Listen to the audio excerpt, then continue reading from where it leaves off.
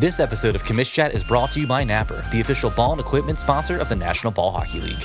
Whether you're ripping clappers from the blue line or dangling through defenders, Napper has the sticks, gloves, and protective gear to take your game to the next level. Designed for ball hockey players by ball hockey players, Napper delivers unmatched durability, performance, and style on the court. Don't settle for less. Gear up with Napper and own the game.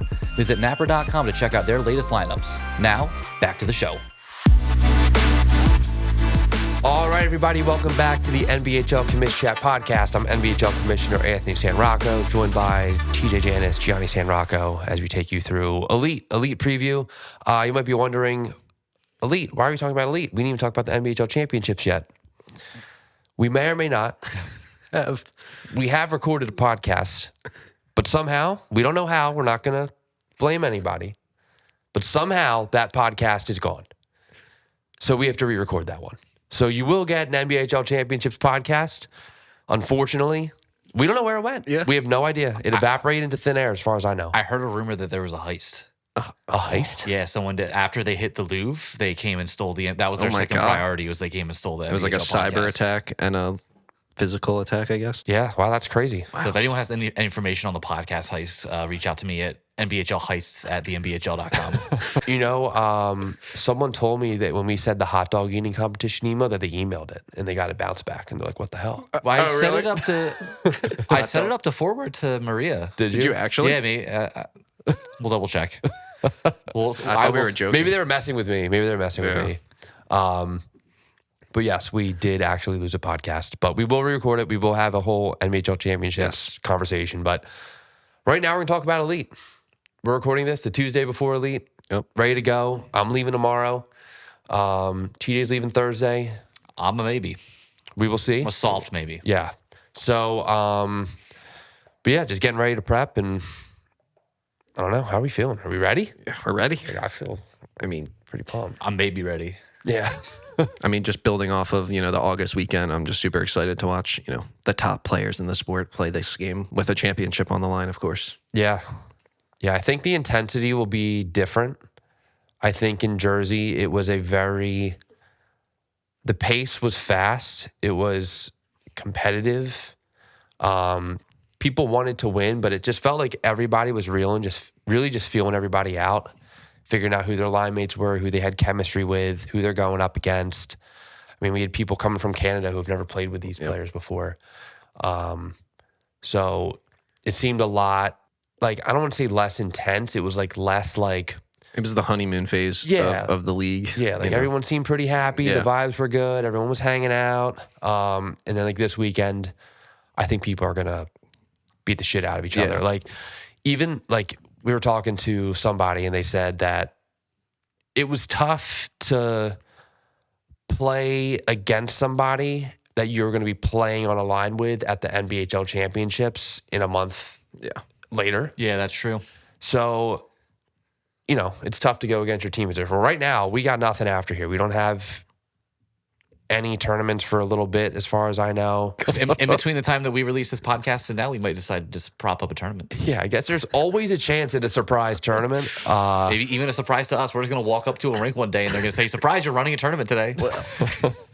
I would hate that. But yeah, this is the big weekend. I think the first weekend was about showing the players what we're trying to make Elite. I think the women's players experienced it last year. We had a lot of new players this time in women's. In men's, everybody was pretty new besides the handful of players that were at the NBHL Championships and got to see it, or some that were involved coaching. But really showing this is a player-first league. We want to elevate this top level and showcase the sport. Before we go further, I want to acknowledge that Murph is not here. Yes. Technical issues. Not really technical issues, technical lack of preparation, I would say, on that one. I would call it a technical barrier that we've encountered. Yeah, that's damn. Technical roadblock. Yeah. Yeah. Barrier. Because we had her on the previous Elite podcast, and it was, from our wonderful podcast producer Ty's perspective, a nightmare to put together. From what I understand, just audio being out of sync and things not. That just sounds like a lot of excuses to me. Yeah, it sounds like a lot. Well, what is it like? The Zoom we recorded her with was 99.8% the speed. So you had every couple words she'd say, I'd have to cut her audio and realign it with her own video and then figure out how that whole thing fit into your conversation with her. Yeah, so I would have just told us that you lost the Yeah, podcast. yeah. You should have lost that one. Yeah, that's the one you should have lost. So we tried to do a workaround and we just it didn't work out this time. So we have to figure something out for future podcasts, obviously. But yeah, sorry, Murph. So a lot of the stuff we'll be saying on Murph's behalf here. When it's an opinion that is bad, we will take no credit for it. When it's a great opinion, we will take full credit, I think, right? That's the best way. I agree. Yeah, so sorry, Murph, we love you. But yeah, like, with Elite, what were we even talking about before I said that? I just remembered we had to acknowledge that Murph wasn't here. So you were talking about like the atmosphere of the Elite and it being new for players, and the first weekend being a little bit more feeling out. Next weekend, this is a little bit more winning a championship. Yeah, this is where we want to show it off. We want to, we're in the first weekend was in Edison, New Jersey, which is not a huge ball hockey population. Now we're in the thick of the Pittsburgh area. There's a lot of ball hockey players, youth players. So we're hoping we get a decent turnout. We've been sending out some emails and some newsletters to people out there, hopefully that they are getting the message, know what's going on. But we want to make this an experience for fans and for players. And, I think our Tier 1 NBHL championships specifically had an incredible crowd. It was like 350 plus people, and that atmosphere was just great. So if we can replicate that for this, that would be great. Although this is a first. People still don't understand what Elite is. And we've put graphics out and content trying to educate, but it's just going to take time before people understand. Because, remember the first year of the NBHL, we announced our system and people were like, I got a million questions on how it worked and what the cap was and what are tiers and what are, like, who plays who, do the tiers, like, it was just a lot of confusion. And we're kind of dealing with the same thing right now with Elite. So we're trying to get the message out there, but basically, wanting to get the players a great experience, show them what they're getting, make sure this is worth their while because it's a lot of travel, it's a lot of effort, it's a lot of money to get to something like this. So, again, we've got a lot of really cool stuff planned. We'll get into the setup and everything, but it's going to be a great atmosphere there. And, I think what we're trying to do here is, like, I noticed it this year more than ever was the most, like, hate comments we got on social media. I think we had a lot of videos that were hitting the algorithms, whatever, and people were just talking a lot of shit. And I think it's so weird how I think collectively our community is pretty numb to the hate comments. Like, we all know them. Like, we all are like, like, whatever. Like, I think we've all probably gotten mocked at some point for playing ball hockey. Yep. And it kind of sucks because ball hockey's fun. Like, it's awesome. And I think that with Elite, we have the opportunity to not just show how great the community is, because I think we all are a part of that and love being in this community, but I think this is an opportunity to show how incredible the skill level is and really show off what we're trying to make comparable to, like, an NHL style where we really have the best of the best intermixed on the different teams in a, format that we can manage and do all the media and the broadcasting stuff. But I think it's just, I feel like the community collectively has, like, bonded over the fact that we have gotten hated on. It kind of lights a fire under everyone to just kind of, like, be their best and, like, in whatever tournament, the sport's having at that time, it's just, I don't know, just showcase our sport and, like, prove to, the haters that, this is super competitive. It's not just gym class hockey or, some guy who's on Facebook saying, I can beat you all, like, come out and play, dude. Like, there's no chance you're gonna, you know. It is fun sometimes to see, like, those comments, like, come up and then just a mob of ball hockey dudes just swarming on them, being like, this dude's on the national team, like, shut your mouth, like, you know what you're talking about. Like, it is nice to see a little bit of camaraderie of, like, guys that I, maybe I saw you two throwing hands in the corner a tournament ago, and now you're both teaming up on this guy because he's disrespecting the sport. Yes. But yeah, like, disrespect's a key word. Like, I think, people have disrespected ball hockey. I've had people just be like, ball hockey. Yeah. Like, and it's like, well, let's show you how it actually is. Exactly. And I think Elite is our best opportunity to do that. It's what we're trying to prove. We've got, media is key here. You know, we're going to have play-by-play productions out again. They did the jersey stream, so you'll see the same high quality of stream that you saw last time. Which will be on our YouTube channel. Yes. Sorry. No, you're good. We will have, our media team will be there. We've got multiple photographers, videographers, editors, graphic designers, just so much content we're going to be doing. And they have a press box at the rink, which will be cool. So we can have our media team there. Deal. So we're going to look pretty sick up there. But yeah, like if you're involved in the ball hockey scene as a player and you can like resonate with what we're saying here, because I think most of us can, like supporting Elite is the opportunity, I think, to really like, I don't know, I think we could totally change the perception of ball hockey with this. Like, I think the opportunity is just massive.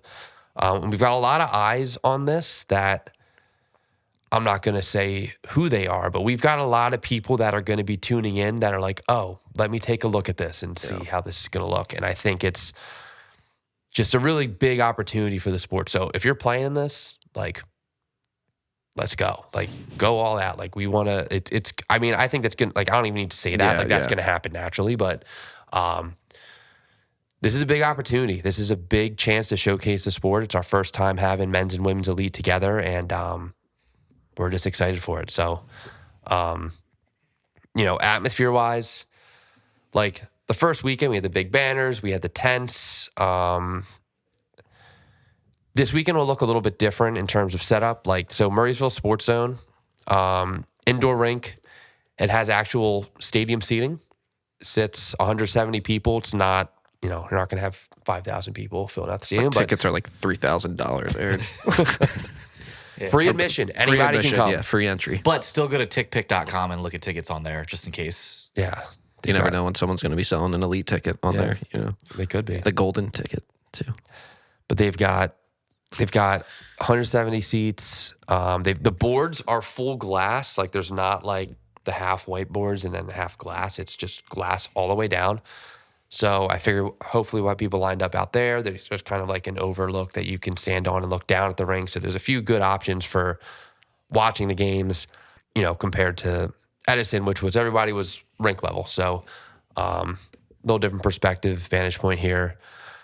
The facility is incredible. I flew out there, I think 2 weeks before the NBHL championships and just took measurements on where we're going to hang stuff, where we're going to set stuff up. I think the only negative is we only have 4 locker rooms. In Edison, we set up 8 with tents on the turf. Was chaotic.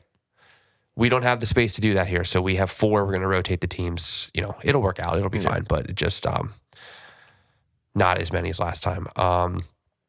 In terms of happy hours, we're going to do the happy hour for anyone that's coming in on Friday. It'll be at DJ's Bar. It's in Murrysville. Bring a costume. We figured we'd do the happy hour Friday night instead of Saturday because Saturday is before the championship. I figure if people are going out, people are going to go out, they're going to go out. But I'd rather not have the league encouraging hangovers, you know. Yeah, for sure. I'd rather be, you know, a little more reserved in terms of the Saturday night. But yeah, if you're going to be in town Friday night, DJ's Bar, that's the one that we're going to be hanging out at. Make sure you're drinking garage beers there too, right? 10-game suspension if you don't drink your garage beer. We can, yeah. I mean, I'm sure we could have a review process at the bar. We'll do some appeals there. That would be fun. Yeah. Napper's going to be there. They're going to have their big tent set up. We're going to have the NBHL tent, I believe, right now. We got to go grab it because we left it somewhere. Maybe part of the heist. Who knows? Could be. Yeah, we are. I guess that's TBD. Yeah, if anyone has any information on the NBHL tent, remember it's NBHL heists at thenbhl.com. Yeah. But Napper will be there selling equipment. We'll have a food truck there. Our NBHL tent, we're going to be selling hats. We're going to be selling T-shirts. We're going to be selling trading cards. If you want to secure trading cards, buy them online ahead of time. We've had a bunch of people that have bought them online ahead of time, and we're going to be giving them out to them at the facility. They've already claimed them, but we sold out by Saturday morning at the by Sunday morning at the NBHL championships.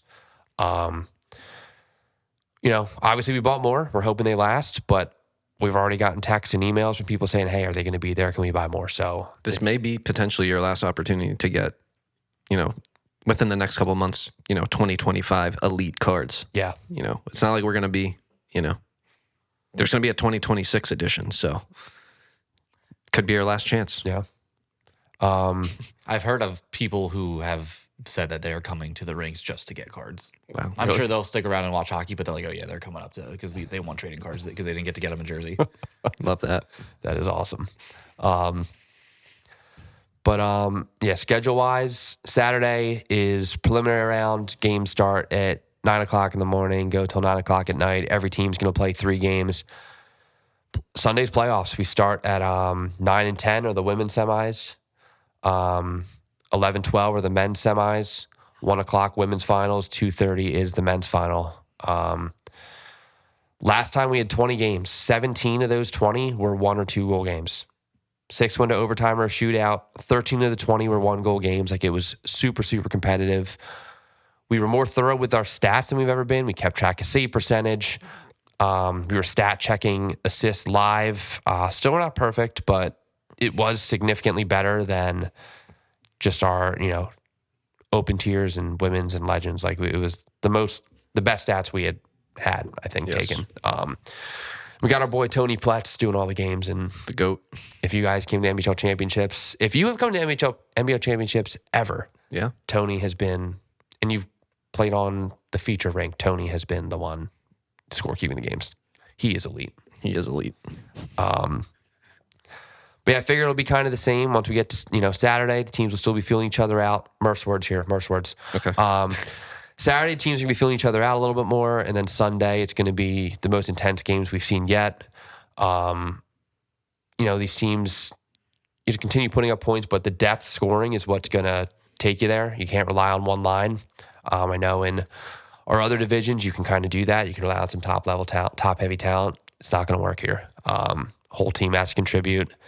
And then goalies. Yeah, I mean, that's what wins championships is goaltending, And especially it's nice, like, with the goalies, like you said earlier, like, we do have kind of like those advanced stats. Being save percentage, which is not something we've had before. Advanced stat for ball hockey. That is an advanced stat for us. So, like, just like having that, like, information on, like, exactly how your goalies are doing is like, it's nice for, I'm sure, coaches to have if you're trying to figure out who you want to send out there. I think we should be keeping track of windmills per 60. Pretty upset that wasn't on the site, but we'll petition to have that added soon. But yeah, it's elite. The goalies here are elite. I don't think there's any goalie that you're really going to be getting a soft goal on. You're going to have to earn every single one. Yeah. And if you got a soft goal on me, it wasn't a soft goal. It was a great goal. But yeah, let's start with women's tier. Okay. Just kind of go through what happened and what we're expecting for the next one. So after the first weekend, we've got Orcas in first place, Hyenas in second place, Novas in third place, Angels in last place. Hyenas have the best goal differential at +3. Angels have the lowest goal differential at -5. Hyenas and Novas both scored 12 goals. Novas led up the most with 12 goals also. But, I mean, overall, about as balanced as you can get. Every team was 3-2 or 2-3. I don't know. Does it really get any better than that? I think that's about as much parity as you could possibly ask for. Yeah. We had how many games? 3, 4. I don't know. A lot of games went to overtime or shootout. Stat leaders, Maddie Nichols toured up. She was on the Annapolis Ambush that went to the women's finals at the NBHL championships. She's been kind of a, star in the making for ball hockey this year. Like, she's was not on the radar before the season, and now she's dominating at our highest level right now. With her leading the division in points is Emma Seitz, who you've seen on the national team. Was my first time seeing her play. Her release is absolutely insane. Yeah. Just the ball snaps off her wrist, and her accuracy on her shot is ridiculous. So she was fun to watch. So those two are at the top. Nichols leads with 4 goals. Haley Frade, who was one of the top scorers in Elite last year, and Emma Seitz have second most goals with 3. our commish, Murph, leads with 5 assists. She Emma demanded that we put that in there. Oh, you should see the text she said. If we didn't put that in there, she was going to be so mad. Just kidding, Murph. Just kidding. Yeah, so she leads with 5 assists. Emma has 4, and then 4 players are tied with 3 assists, which is Maddie Nichols, Becky Dobson, Ari Kosakowski, and Jocelyn Forrest. So a lot of names repeating between Maddie and Emma. Really were putting on a show, but I mean, the offense, like overall, like you saw a lot of scoring from, like it wasn't top heavy on every team. Like we talked about this before, how like you can't rely on just your top line. And like, I don't think I watched any women's game and I was like, okay, this top line is, they've got this. This is the only reason the team's going to win. Yeah, like everybody was out there contributing. So it was great. I mean, the pace of the women's was just, it was incredible hockey to watch. Like even like compared to last year, it was a noticeable step up in that was speed. the best I think I've watched of women's hockey, maybe besides Worlds. But yeah, even the concentration of players though was really impressive. Yeah. Then on the defensive side, point leaders, we had Murph. She led with 5 points. Ari Kosakowski of the Novas, she had 4. And then Karen Levin of the Novas and Pam Bilger of the Hyenas, 2 veterans of women's ball hockey, multiple national teams. They had 3 points each. Goalie leaders, I went by save percentage just because it's cool to have that. We have that. I'd love to see it. Shelby from the Novas, 972 save percentage. Outrageous. If you check our website right now too, we just put up an article about her, talking about like just, her ball hockey journey and team she's played on and stuff. It's a really good write-up by Rick, one of our writers. But yeah, she, national team goalie. I mean, all 4 of these goalie leaders I'm about to read off for women's are national team. It's the 3 Americans and Keeley, who's second in save percentage, played for Team Canada, played for the Yorkas in Elite, 950 save percentage. And sick pads. Sick pads. Sick pads. Yeah. Well, she's got the decked out Orca pads. Orca pads. Oh, they're the best. Yeah. Yeah. She's Probably the best pads I've seen ever in all of my hockey. I don't know. I mean, it was unreal. Then we had Maxie Weiss for the Hyenas, 941 save percentage. Brooke Willecko, the Angels, 926 save percentage. Brooke and Maxie just went head-to-head in the women's final. Brooke won that battle. But I do believe the Hyenas beat the Angels the last time they played each other the first weekend. So they were going head-to-head. Yeah, I mean, those are just like ridiculous goalie numbers to rattle off your top 4 like that, and you're not even dipping between below a 9-2. Like, that's unbelievable. And that's why we talk about like the women's scoring wasn't quite as high. That's because you have, basically 4 stone walls out there for every team, and it's even the backup goalies that are out there, they're no slouches either. Like it's tough to score when you have that much talent, that you're trying to put it by.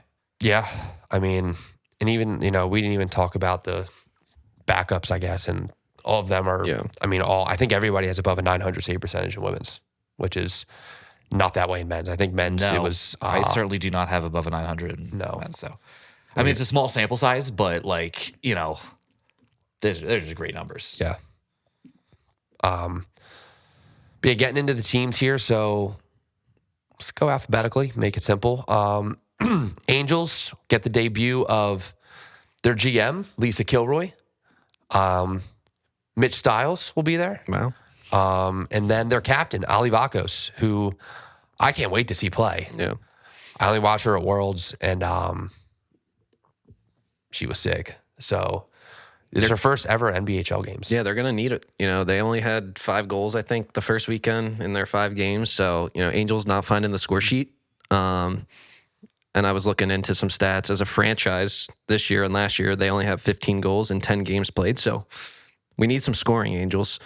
But no, I mean, I think, hopefully that feeling out weekend is, now over for them. And I think they need to come, ready to go Saturday for their first games and really get in a groove and find the score sheet. Yeah, their leading scorers are Kaylee Amelia, stat checker, one of the best. And Sarah Hewson. Huey, Both, and they only had 2 points. They had 2 points each, goal and assist. So definitely their numbers are a little low, but, they've got some players that were missing the first weekend that'll be coming from the second. They've got leadership that wasn't there the first time that'll be here. So I think the Angels are going to look a lot different. I don't think that fourth place is, I really feel like none of these teams are the fourth best team, but like, they're not going to play like a last place team. Yeah, once it comes Sunday, all bets are off. I think anyone can win any game kind of thing. Yeah, and the Murph analysis here is they're hoping to get their offense going. They were short on players in Jersey, took a toll on them. They're going to have guns blazing to get out of the fourth seed, and they're going to rely heavily on Brooke and Nat to keep games within 1 goal, which is the X factor. They've got Brooke, who I would agree with that insight from Murph. I agree. Yeah, everyone makes playoffs here, so like going into Sunday in fourth place isn't the end of the world, but you do want to build some momentum here, especially the day before the championship Sunday. It's not just like, one day of games that you're playing. It's, the cap off of a full 8-game season. So, building some momentum, getting those, those goals coming and getting your lines rolling, it'll go a long way, especially if they, with his new players that are coming in and getting added to the fold. You really got to make sure you get that sorted by that third game so that when you play, your first game on Sunday, that you're good to go. Yeah. This team needs to use Saturday as a feel-out day more than others because they have so many different people coming. Yeah, that's kind of what I was getting at earlier. It's just I think the Angels have a little bit of a different agenda for Saturday than maybe some of the other teams. So we'll see. But, yeah, so Hyenas, their leading scorer, we talked about her a couple times now, Maddie Nichols, unreal weekend. The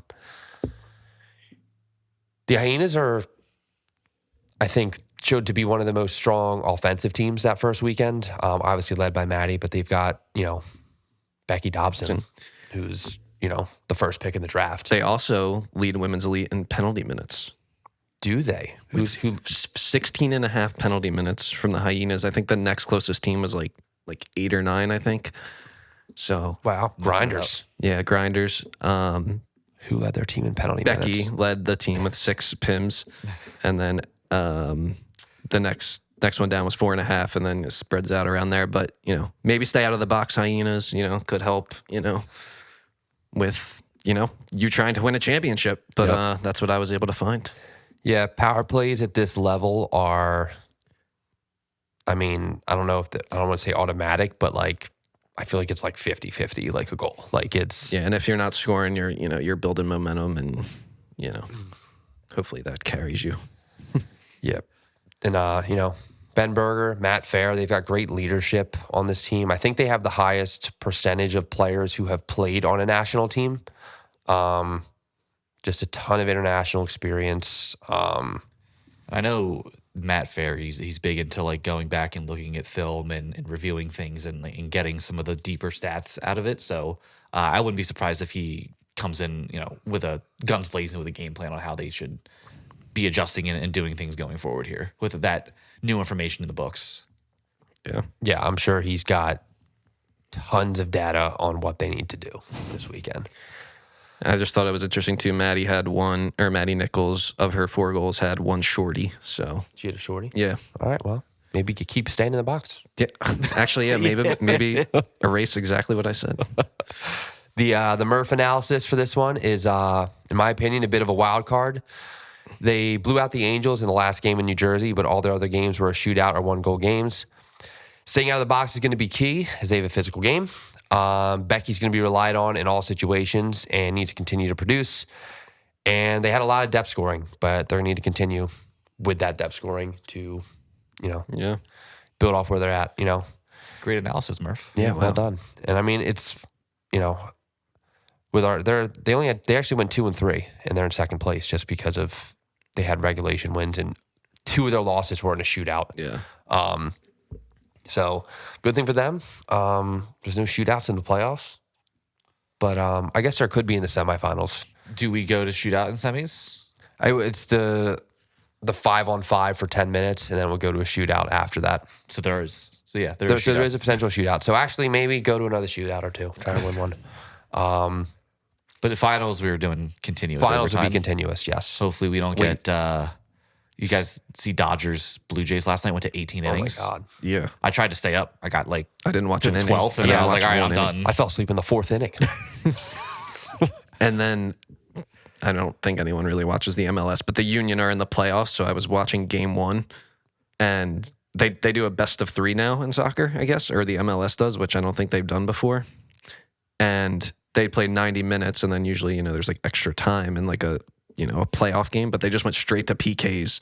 Oh, really? And I was like, what? So I guess we're kind of, well, no, we still have an overtime, but it was interesting. I was like, what? I was like, this is the MLS. Like, that's kind of great. These guys grind it out. Is it single loss elimination? No, it's a best of 3. Oh, it's a best of 3. But yeah, I think it might just be for the first round, I think, or something. But interesting. I was like, yeah. So how does that relate to ball hockey? Probably not at all, but Soccer's ball hockey without sticks, basically. True. Yeah. Soccer players do, I feel, translate pretty well to ball hockey, just like with the spacing and the cardio and like your footwork. Yeah. Like it does. When we do our Facebook ads, we target some soccer players because I don't know, it works out. But yeah, Hyenas, number 2 seed, move here to the Novas, the 3 seed. We've mentioned her multiple times. The leading scorer is Emma Seitz. This team here, they haven't won a regulation game. Wow. They've won a game in overtime. They've won 2 games in a shootout. So when it's high intensity, got to score to win, they seem to do it. But 4 out of their 5 games went to overtime or a shootout, which is ridiculous, honestly. So for them, they got to learn how to finish them out in regulation, I guess, here. I mean, yeah, you do, because by the time you get to Sunday, you want to stay fresh. You don't want to have 2 or 3 extra periods of hockey on your players by the time you get to Sunday. It's going to be a long day, and one player needing a breather could cost you a game at that level. Yeah, it makes a big difference. I mean, it's part of the reason we added the rule that you don't do continuous in the semis, because you go right to the finals, and if you play 5 overtimes or 6, you're just absolutely gassed for that. But yeah, they had incredible goaltending from Shelby. They've got Ella Venters backing her up. She had a hell of a year in Pittsburgh, so they've got a great tandem in net. They're going to have to continue playing great defense, but their offense is fantastic. Like, they've got Emma, Ariana Kusikowski, Jocelyn Forrest, we already mentioned as, 2 of the leaders in, assists. Nikki Lowen from Canada was fantastic for them. She had 4 points in 5 games. Karen Levin on defense is just silky smooth, and that's like barely touching the surface. And the player that they get this weekend is Victoria Biaghetti, who is one of the best defenders in women's ball hockey and missed the first weekend. So she's going to give them a huge, huge, huge boost. So Novas, if they can stay hot, they're going to be a tough team to play against.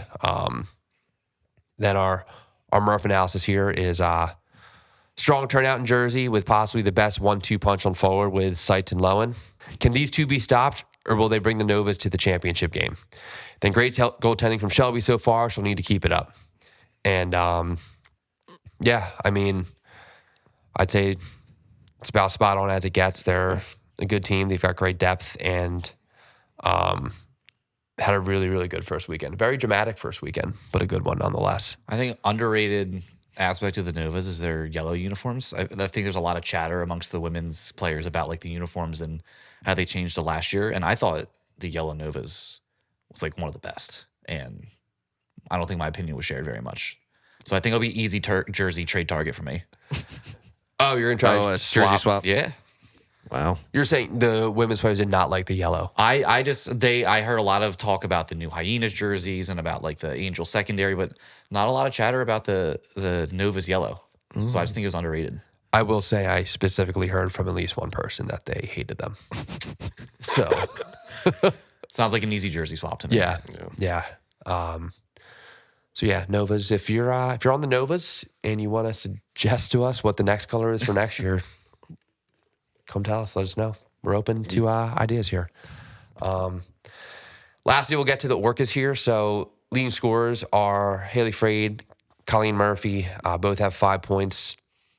Orcas defending champs. Yeah. Won all last year. The Orcas, they drafted a lot of players from their winning roster last year. They have 6 that returned. So Wow. Erica Simpson, their captain. Erica Grivnovics, Britt King, Lenny Marinelli, Cherie Stewart, Heidi Niskanen, game-winning bomb snipe back on the Orcas. It's a power move out of their, out of Paul, bringing some champions back onto the squad. So, yeah, 13 of their players are back, and 6 ended up on the Orcas. So they said, if it ain't broke, don't fix it, I guess. You think they're going to be pumping Goodbye Stranger in the locker room before the games?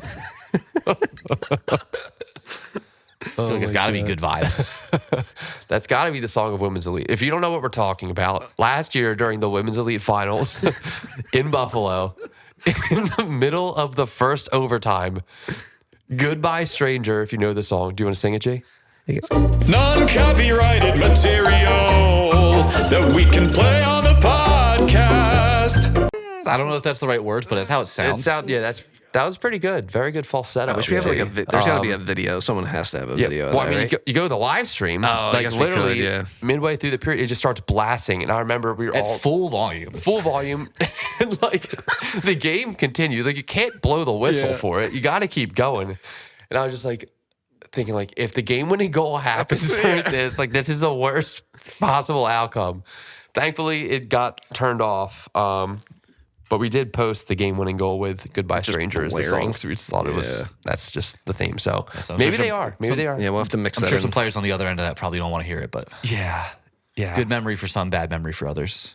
Yeah. I don't know. That was just so ridiculous. It felt like if you're watching a hockey movie or something, you're getting the action montage, they're playing some music behind it. That's kind of what it felt like. I could imagine a close-up shot of a player bring up the ball down the side of the rink and "Goodbye, Stranger." I don't know if that's the song for it, but it is now. Well, yeah, I guess it has to be now. But yeah, so this Orcas team, they have the most Canadians in Women's Elite. I don't want to speak on the exact number, but I know they've got, Forcielli. I think that's how you say it. I always say that one wrong. They've got Misty Seastrom. They've got Keely Procchio in net. So they've got some Canadians contributing, and they're just, again, they're run by Paul Paradine, Jason Kelly, veterans of the game. They know what to do here. They've got, Kat Murphy as well. And I don't know. They've just got a really good team, and The culture too. They're just a good, I don't know, just with the returning players and winning, I think helps too, not just last year, but also, the first weekend. So I think they're their expectations to be in the final. Yeah. And they, they're in first place. Yeah. Had 3 wins in regulation. They just lost in a shootout and lost in regulation. +2 goal differential is still pretty close, but they, they knew how to win that first weekend, and hopefully they keep the same thing here. So, excited to watch the Orcas. Excited to watch, honestly, all the goalies, but Keely is just, I don't know, she's coming all the way from Edmonton. Or, I don't know. I'm sorry if it's not Edmonton. I know it's Alberta, but just such a long way for this, and I don't know, just cool, Yeah, and they kick off things the first Saturday morning. The first Hyenas. Orcas Hyenas. Yeah. It's a hell of a first one. It's a hell of a first one. Every game. Great scheduling. Yeah. Followed by Nova's Angels, and then we'll get into the men. And Orcas, the Murph line for the Orcas is they're the first seed after Jersey, very skilled team. Everyone's going to be gunning to take them down. Strong defense and goaltending will lead this team to victory. They need more forwards to get on the score sheet to make a more well-balanced attack. But if that's her message, I'm sure that's what she's going to be saying in the huddle. Yep. So, and we've got so in the women's tier, we've got 6 players that were on the New England Valkyries who won the women's tier in NBHL championships, and they're all split across 4 teams. So we're gonna have somebody who won both championships this year. oh, hell yeah. Someone could be going for the ball hockey triple crown. What was the third one? What's the third? Yeah, Chicklets? Could be Chicklets or could be Worlds. I don't know if any of them are Worlds players. we'll have to clarify. this But we year. can pull up a cool graphic for that for whoever this I'm just person going to is. say, without looking or fact checking myself at all, that someone can be going for the triple crown this weekend. Going for the triple crown. 2 tournament wins, triple crown. But the Angels have Kaylee Amelia, Brooke Or maybe it's Boleko. the division championship, Yeah, NBHL championship, and yeah. elite. maybe that's the real Triple Crown. Yeah. Especially in a since year's women's, time. you don't have to win your division. to make it Yeah, to okay. championships. There it is. Yeah. Yeah, so they're going for the Triple Crown. Yeah, the Triple Crown, the Valkyries. Kaylee Amelia, Brooke Waleko on the Angels. Ari Kosakowski and Jesse Gilmore on the Novas. Britt King on the Orcas. And Kara Reeves on the Hyenas. All already won a championship this year, going for round 2. So some of the Valkyries will be playing each other in the finals, so it'll be fun. Yeah. But that's what I got for women's. Anything else from you guys here? It's ready to go. I'm just excited to watch them play. I think Louis said it earlier. Like, it was just really good hockey to watch. Like, it's nice. I think we said it before that you can come to Elite, you sit down, and you just can watch hockey all the way through and not get bored for a single moment of it. Like, it's really good. So, Yeah. Just excited to see it all unfold. So getting into the men here, men's lead first weekend, we finished with Apollo as the 1 seed, the Greyhounds as the 2, Mariners in the 3 seed, Comets as the 4. Oddly enough, Apollo is the 1 seed with the lowest goal differential at -2. Comets led up the most goals with 19. Mariners scored the most goals with 21. And best goal differential. And best goal differential. Wow. So really Shout out weird Cliffy. how it kind of played out. Yeah, like, I think Apollo probably came in as, I mean, it's tough to say there was an underdog, but from what people were saying to me, they're like, I think people said to me before they thought Apollo was the underdog, and they clearly are not. Like, they are in the 1 seed, but they played freaking awesome. There was a couple of sleeper picks on that Apollo team that people really didn't see coming in.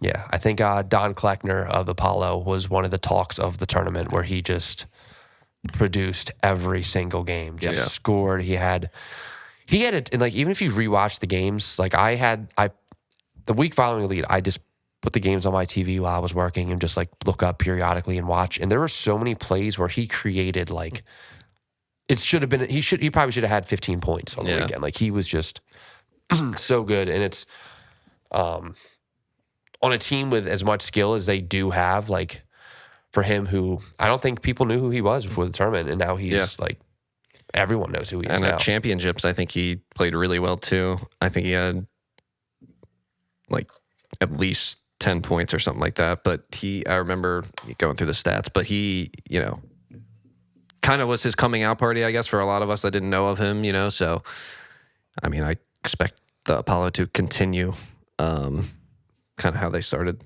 in August. Yeah, and then going into stat leaders here, coming out party for 2 other players were Aaron Huffnagel and Carlos Fernares, with the Huff Fernares Ruiz line for the Mariners, where they just, I mean, 3 ice hockey guys, all of them have played some level of pro ice, so they have that knowledge base.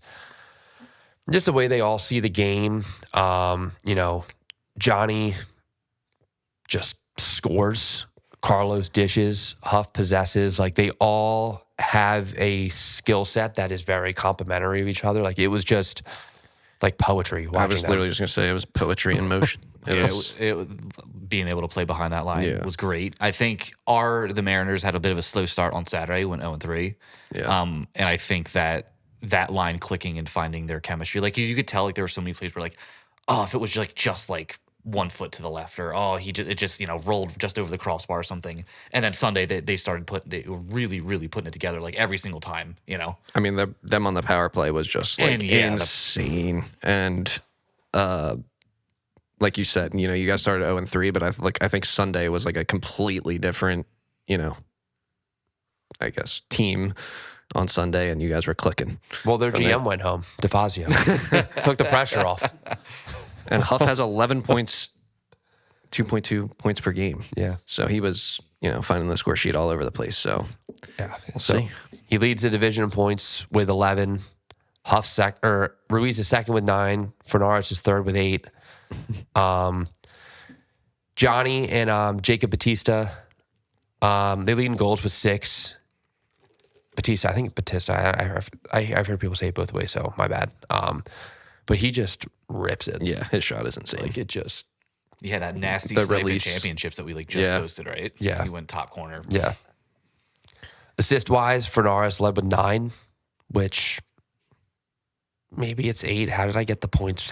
He's got 8 points behind assist. Yeah, he had a goal for -1. I don't know. I must have wrote that down. 9 assists he has. Yeah. Okay, so he is not. So he is. How many points does he have? 9. Oh, he's no goals. No goals. Okay, so Carlos, my bad. All dish. 9 points. Huff, Mike Malloy, and PJ Biaghetti all had 6 assists. They were second. PJ was line mates with Batista.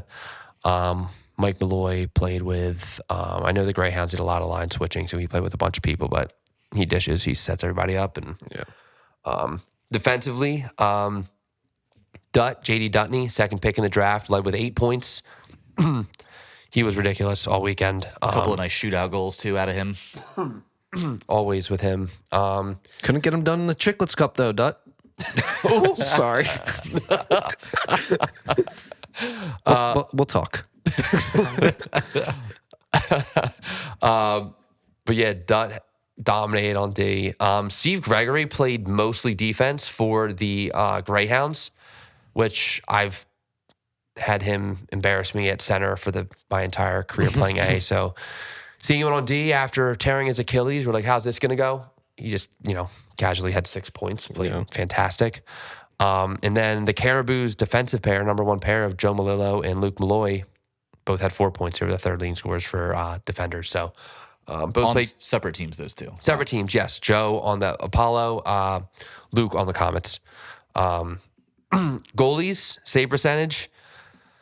No surprise, Andrew Carter led in that category, 948. I mean, he is different to watch in net. Yeah. The things he does to keep the ball out, it's just ridiculous. I had the pleasure of playing with him at Fitchburg tournament a couple weekends ago with the Americans. And sometimes you see goalies and you're just like, yeah, that guy's ridiculous. But when you're playing with someone, you basically get to just watch them for the entire game, and it was just like, man, what a pleasure. What a pleasure. So he led in save percentage. Matt McCracken on the Comets was number 2 with a 944, but will not be attending the second weekend. So Comets should have Robbie Snyder playing goal for them. He had a 936 save percentage, lights out, won, NBHL Tier 1 championship. Yeah. Mariners leading goalie save percentage, Cliffy, 881. What happened? Sub-9 for both of you. We had a rough Saturday. The group. Look at our Sunday save percentage. We will have a new shell for. Well, I ordered one and I think it should be there, but we should have a new shell for Cliffy. I felt so bad. I'm the one that ordered the goalie shells because we did it separate from everything, and there's only one that I messed up, and it was Cliffy's. I felt so bad. No, you told me you did that on purpose. Yeah, you were like, I want coach to play me. Trying to get in his head. Yeah.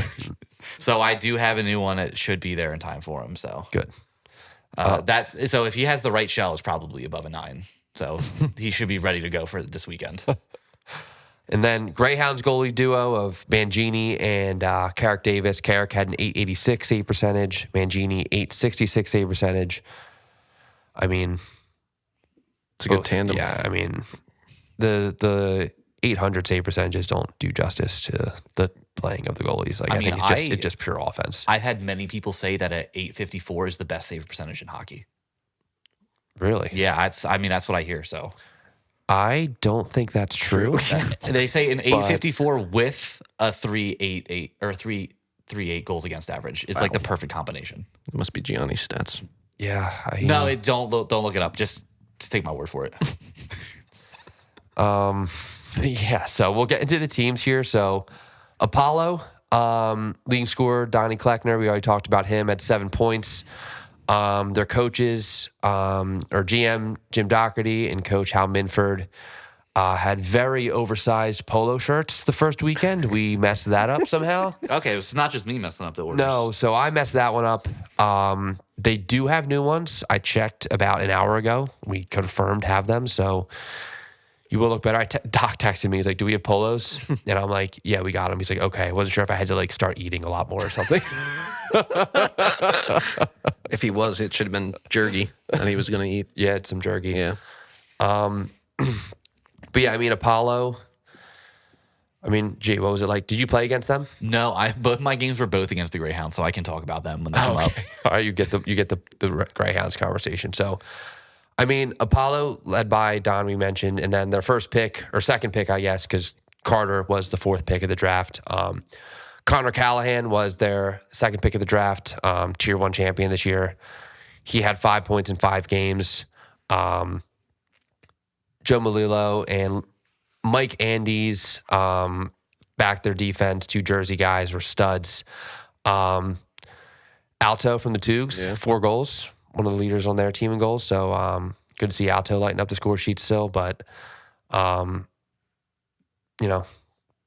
just a great team. Yeah, the Apollo, I don't know. They seemed like a, tight-knit group, albeit, though, it was the first weekend, meeting everyone or playing together. I don't know. That's just what I gathered from them. And they seemed like they enjoyed it. And I think I was told they were supposed to all have black helmets, but it didn't end up being the case last week or in August, but majority did, I think. So I think they're just, the camaraderie is high there. And the other theme of Men's Elite will be the inclusion of the Penn Hills players. I think the only Penn Hills player that we had the first weekend were Shane Ferris and Nick Phillips. And Carrick. If there's someone else I'm forgetting, I apologize. But Mike Andes. Oh, Mike Andes. But a non-Pittsburgh. But non-Pittsburgh. Guy. But of the Pittsburgh players, a bunch of them had a commitment. They were doing that with the first weekend. So they've got Brendan Krause coming to energize the Apollo, and he's just a... Wow. Yeah, energy's the right way to put it. Yeah. Pure culture, goal scorer guy. He's going to never play with Krause. Think it would probably be a blast. So he'll definitely make a difference for them. Yeah. 100%. Yeah, Apollo, they're the 1 seed. People are gunning for them. See what they can do. Moving on here to the Comets. The Comets, in our boy Cam Cordio's favorite color, red. I learned that weekend that he despises when the draft happened, he was like, I just don't want to be on the Comets. I hate the color red. I hate it so much. And lo and behold, he got his wish. So he is, or got the opposite of his wish. He is on the Comets. So, but yeah, Dutt leads this team. GM Angelo Fox was not present for the first weekend. He will be in Pittsburgh. So excited to see how he kind of manages this team. But even without him, they, they still had 2 wins. They went 2-3. They're at the bottom of the standings, but just like women's, 3-2 or 2-3 for every team. Dutt was the backbone, defensively and offensively, I guess. Batista and Biaghetti on offense dominated. They had guys like Brandon Jones had 3 goals. Jack Rhodes had 3 goals. Casey Cormier, 0 goals. Yeah, Casey Cormier. Casey Comet. Casey Comet, sorry. Damn it. Casey Comet, yeah. But yeah, they they've got a very good team. I know they had the fill-in goalie McCracken who played, really good. Yeah. For getting the call, hours before he had to play? Yeah. So I think it was Friday, right, when we were setting up, and they were roller hockey, just going on during the day, and he was there playing. We're like, oh yeah, we're getting set up for Elite tomorrow, and sure enough, he's getting the call. Suited up. Yeah. They get their arsenal influx of they get Mark Bergamasco, 2-time Tier 1 champion with Imperium, along with the other double Tier 1 champion with Richie Allen. 2 big ads. They're gonna, Bergie just does everything, and he does it all right. Hell of a player. Add him to this team that already has Benedict too, right? Elite offense. Yeah, Evan just played 1 game. Yeah, so he was there, but he didn't play all the games. Yeah, he played 1. Nate Zavola on D. Favorite player? Yep, your favorite player. Just an absolute. How many cards did you get of him? None yet. Oh. We save those for the people. Okay? Yeah. Played great out there. Kid's fast as anything. Comets, last place right now. Got some work to do, but they've got some big players coming. They've got some leadership coming, and I'm sure they'll look different the second time around. Greyhounds here. Leading scorer, Mike Malloy, 1 goal, 6 assists, 7 points. You want to talk about him, Jay? Played him twice? Yeah, I got to play him twice. First time we lost to them in overtime. Second time we beat them pretty handily on the second one. They're a really good squad. I felt like a lot of their action that we were seeing was in transition. They got a lot of guys that have a lot of speed. They have a lot of guys that are smart. They know, when they can take those rushes and when they can kind of break off and try to take advantage of something. So, first game, they scored a bunch of goals on me. They got one in overtime off of a really quick rush. Steve Cyan. Jake Archibald made that pass, that sauce pass to him. Yeah, make it a ridiculous pass, it was sick. Just out of reach of the defender, and Steve just comes in and does what Steve does. Yeah. So a lot in transition. But just a lot of talent on that team. Yeah, I mean, they got Corey Wilson, known now, I guess, as Nose Face Killer. Yeah, I know the first game that we played them, I was sure that we were going to go into a shootout right after me talking about how I don't want to see Corey Wilson in a shootout. Oh, yeah. So yeah, we were cracking up at the media tent when you guys went to overtime because we were like, oh my God, please have Gianni. We can use that against him somehow because obviously Corey was going to snipe you, so it would have been cool. Yeah, I don't think I've stopped him in the shootout, so. Yeah. But yeah, we talked about it already with Steve Gregory coming back from an injury and not missing a beat. It was crazy. They've got the 3 Canadians. They should all be here. And, this team, they're in second place. They went 3-2. Dead even in goals for. They had the least goals for. They had the least goals against. They were even 15-15. And they led men's elite in PIMS. Did they? With 9. Ooh, who had the most? They did. No, which player? Probably Mike Malloy. Caleb Griffin, Vancouver. Wow. Yeah. Leading in penalty minutes. And yeah. It's not mean Mike. That's unbelievable. Me and Mike Malloy. Yeah. Mike was a good boy. We'll see if Mean Mike comes out on the second weekend. He had Miller there, his son. Yeah. He had his son. He had to pay for him. But yeah, I mean, the Greyhounds are just, like every team is just loaded. And then, yeah, any other words on them? Hopefully you'll play them again this weekend. Yeah, we'll I'm hoping. I don't, as a goalie, I try not to be I want to play this. I don't want to go. I want to play this team. But maybe I can play a team that's not the Greyhounds this weekend if I'm able to make it out there at all. And then lastly, certainly not least, because they are in third place, not last place, the Mariners. They went 2-3. I mean, I'll kick it off to you, G. Rough Saturday, great Sunday. How'd it go? Yeah, just like you said, rough Saturday. Really good Sunday. I think our team, a lot of ice hockey talent. Like we talked about that first line. I think a lot of possession game was what the Mariners, what we were trying to do. So I think that first day on Saturday, we were, still figuring it out. Guys were getting used to playing with each other. We were switching up some line combos a little bit. And then Sunday, everything really clicked. And you could tell, it felt like, those passes that weren't connecting were finding their way right onto the blade. Those goals that weren't, that were, hitting off the outside of the net or hitting the post were finding their way in the back. So it felt really, we finished Saturday 0-3, and it was a bummer, but we all kind of felt like, okay, you know what, this is not who we are. We feel like we are better than this, and we came out Sunday, and it felt like we proved it. And for going 0-3 on Saturday to then finish with the best goal differential in the league and having 2 of the only 3 games that didn't end in a 1-goal deficit, felt pretty good. Yeah, I think my gauge on it was Saturday. You guys. Honestly, I thought you guys played pretty well. You would have a lot of zone time, offensive zone time, couldn't bury it, or, you'd turn it over and then it was back the other way and you got scored on. So I think you guys figured it out Sunday, the transition game a little bit, in my opinion, and that, you guys were able to play a little bit better defense, and then, the scoring all came on Sunday. So I don't know. That was my take. It's interesting that your top 2 picks, Nick Carter and Eddie Urban, both had 0 points, which shows, you guys weren't playing at your full capacity yet.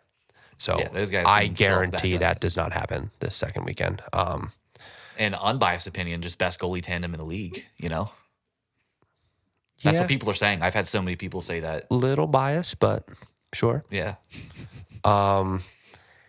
Adrian Gayor, I learned how to, for everyone, Gayor, not Gager. Everyone's saying it wrong. Yeah. I learned this. We could have been getting lied to, though. We don't know. Yeah, they got me if they were lying. Yeah. They got me good. We posted a video of him taking someone out in front of the net that got a lot of feedback on that one. He I don't bodied somebody from the first weekend. Yeah, I don't remember who it was, but I think Comets or it was Greyhounds. And he scored a goal, and it was just a lot of comments on that post saying that, and then we posted one the next day of him sniping to redeem him. Yeah, but I mean, all these teams are great. One of them greater than the others, but we're not going to say who. We didn't talk about the Penn Hills guys that are joining here. So for the Mariners, we've got Vinny Tuminello. Been the backbone of the Penn Hills battalion of the NBHL for 5 years now. Just I think a perfectly well-rounded player, does everything correctly. And then the Greyhounds get Percy, which I don't know Brendan Persichetti. I don't know what they're doing for lines, but if they were to put Percy with Steve Syan and Dennis Hickey or Jake Miller, I think that would be that would be the most annoying line ever. Watch your ankles. Yeah. they just grind. They work so hard. They are relentless and they can all score. It's just, I mean, I don't know. It's just, that line would be lethal on the rink. But yeah, some of these Penn Hills guys coming are going to add a nice boost to these teams here. Yeah, I mean, that's, what are we at, Ty? What's our runtime here? Just about an hour 10. Oh. Hell yeah. Let's go. Elite podcasting, boys. Yep. But, you get drafted to the NBHL podcast elite division. Wow. Yeah. So if you're traveling to elite and are still here, thank you. If you're tuning in this weekend, comment on everything. Let us know what you think. We encourage you to pick a team, pick a player. We're trying to make people as familiar with the players as we possibly can. So if you're at home, you're going to be tuning in. Maybe you're not interested in tuning in. Maybe you should. I don't know. Give it a shot. Look through our social media. Find a player you relate to. We tried to give people as much information on these players in terms of play style, just who they are, what team they're on, and where they play, things like that to, maybe latch on to someone, follow them, follow a team, and get a rooting interest and become a fan. It's a big part of the game. We want to grow this thing together and get everybody following along. So let's follow Elite and let's go. I cannot wait. It's going to be some sick hockey. Yeah. So tune in. You're not going to want to miss it. Where can you watch it, Teach? I forget. YouTube. NBHL YouTube, our main channel. Watch it there. I think that's all we got. Yeah. Good, boys? Yeah, I think Ready? so. All right. Well, we'll see you at Elite. Thanks, everybody. I love you.